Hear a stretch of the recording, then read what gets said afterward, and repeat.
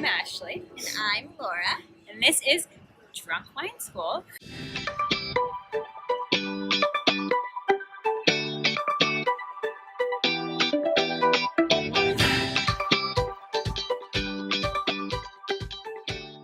Welcome.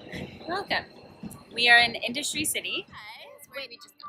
We went to Brooklyn Cura, which is a sake distillery in Brooklyn.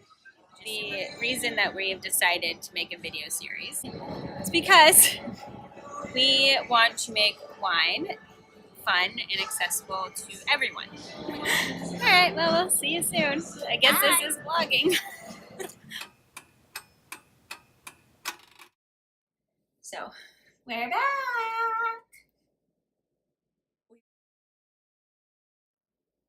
in addition to making wine accessible and fun for everyone, we're also going to drink. It's like that one show that I'm not going to say the name of, But they get a little tipsy and they teach you something. about the past. So we're going to get started. Wine is made from grapes and yeast, natural yeast or commercial yeast. And the yeast eat the sugars in the grapes. That turns into alcohol, carbon dioxide. It's like making pizza dough with bread, which is why we like it so much. Why we like wine so much, or pizza dough? Honestly, I don't know which one I meant. I think it's both. Georgia, they've been making The wine. country. The country, not the state. Yeah. And they've been making wine for Bazillion years.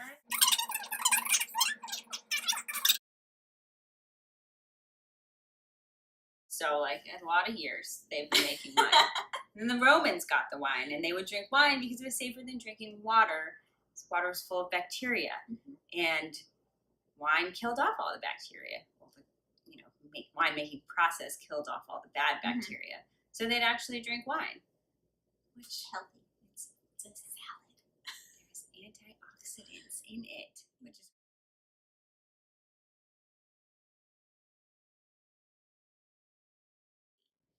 The whole driver sweet thing is how much of the sugar in the grape has been converted into alcohol. When all of the sugars in the grapes have been made into alcohol and the yeast has eaten all of that sugar and converted it and burped out CO2, that's when it becomes a dry wine. Bottom line is wine is made of fruit, so it's going to taste like fruit. Fruit is sweet. You could say wine smells sweet or a wine smells really fruity. Dry is a technical term for the winemaking process and how much residual sugar is left in the wine. But 99% of the ones that you guys are buying on a daily basis are going to be dry wines. So if someone says to you, this wine is really fruity, this wine is really floral, it's just about the characteristics of the wine that come through in the aromatics rather than so much of the sugar. Be open-minded, but know that for the most part, it's a term that you may be using incorrectly, and we're here to help you understand that. So you might be thinking, I had this wine, it tasted dry, and your mouth had the drying sensation, and that's actually the tannins in the wine.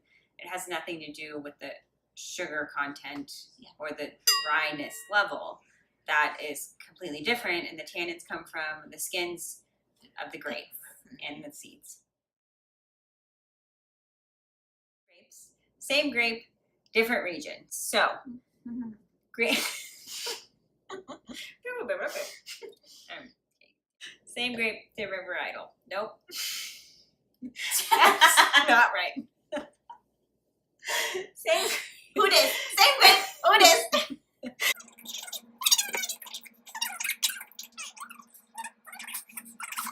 Same grape, different region. So That's not right either. It's new. No, it New is grape. same grape, different region. No, but what I said, my joke. I said same grape, different region.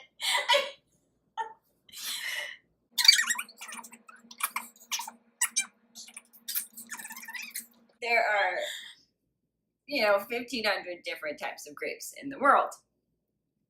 Rough estimate. There's the other. Can I get a number up?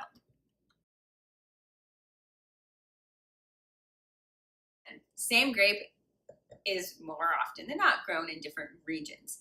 And this gets into the idea of terroir. the land, the soil, the climate, the surrounding of the vines, that all influences the wine itself, the grape, the characteristics that come out after the winemaking process. Earthy, mineralies. More fruit forward, more floral, higher acidity, lower acidity. So for instance, Sauvignon Blanc can be grown in different regions. New Zealand Sauvignon Blanc is going to be more fruit forward, dry, but more fruit forward than a Sancerre, which is also Sauvignon Blanc. Sancerre, whenever you see that on a label, if it's a white wine, it's Sauvignon Blanc. That's more mineral driven given the soil. I'm still looking at the wrong spot. You know what? Me too. Okay, good. Can you drink some more? Oh, yeah, sure. Same grape can have different expressions depending on where it's grown. So and later on, we'll go into more region-specific wines and more of the differences. But basically, give all wine a chance. Don't single out a grape and say, you know, I don't like that wine because it's grown in 200 different countries and made in a billion different wine styles. So it's probably will like it in some other style. Bubbles. Oh, Champagne in France. It is a very small region in France. It's a cool climate region. They make the best wine, and it's the style in which they ferment it. It's like, you know, naturally occurring bubbles based off of a second fermentation with the yeast. And then you go to WDOWIAK in Veneto in Italy, and that's where you're getting Prosecco. And that style of wine is so different. When you're having brunch, or you're going into a wine shop and you want a $15 bottle of champagne, again, those don't exist.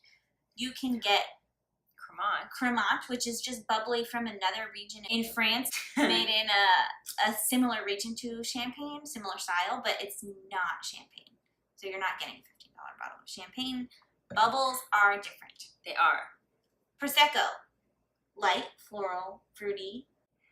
If you want to drink something that is beautiful, just so good, drink champagne. I mean, treat yourself to a freaking nice bottle of a vintage champagne. Any other day, go for a Cremant. Yeah. Or Cava. Try that champagne. And who cares if it's Wednesday or Tuesday or no special occasion. Just drink bubbles. You don't have to wait until it's someone's birthday or New Year's or a wedding. But you can also get a $30 bottle of champagne. Try it. Celebrate the everyday moments, basically, is what we should do.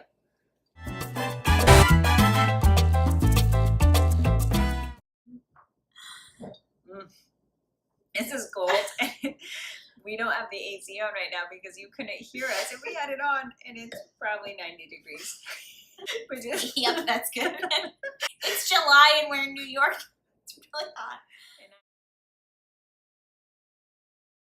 Right. Sulfites have gotten a bad rap. I think it's rap. I think because you're thinking rapport. Yes. Sulfites in wine are naturally occurring. Some places add in extra sulfites because it is a preservative. And people think, I can't drink wine anymore. Specifically, red wine is usually what's the biggest culprit of sulfites in giving people headaches. People do get headaches. Ignore those quotes. I understand it, but if you're getting wine that's quality, not, you know, $8 grocery store wine, those wines will have sulfites naturally, but not added to the extent that that is what is making you sick. And the reason you're getting headaches from wine is, first off, you're probably drinking too much and not enough water. Sulfites are histamine, so they're going to clog up, you know, all your mucuses and everything. If you're drinking crappy wine, you're going to get a headache. And that's not to say there's not a $10 wine that's great. And that's the whole point of this, is that there are amazing $10 wines. But if you're drinking something that is so crazy mass-produced and has dye in it and has, you know, all this added stuff in it, you're going to get a headache from it because they have to put sulfites in there to preserve it. So just be conscious of your wine buying, and that's what we're going to be here to help you do. Yeah. And wine is fun. So fun. And we're saying all of these things, but we don't want you to take it seriously. That's the whole point of this. To make it accessible. Take what we're saying seriously, but don't take wine seriously. But don't take wine seriously. We're going to help you learn more about wine so that you can make a decision at a wine store where you say, hey, this wine is from, X grocery store and it's $10. Or, this is a not so well-known region. $9 bottle of wine from Corbières, France. Yeah, much better, still in that price point. And you're going to get better wine. Yeah. And you won't get as big of a headache because you're drinking good wine. Yeah. We want you to drink good wine. Wine is here to make our experience better. Like 90 degrees in a New York City apartment. No one's judging you, and they shouldn't be in this industry if they are judging you because you're saying something wrong. You're not saying anything wrong. We're all learning. We're all drinking out of wine bottles on the subway. And it's something that I heard this quote when I was going through my wine education, and it's so true because the more that I learn about wine, the less I know. Yep. No one is ever going to know everything. We No. might make mistakes. We know a lot, and we're continuously learning more about this ever-evolving industry. So much. So no one's ever an expert in the sense that they know it all. Also, we have been talking for 55 minutes. No. We're going to edit a lot out of this. Okay, Thank you so much for tuning in. Arrivederci. Au revoir. Au revoir.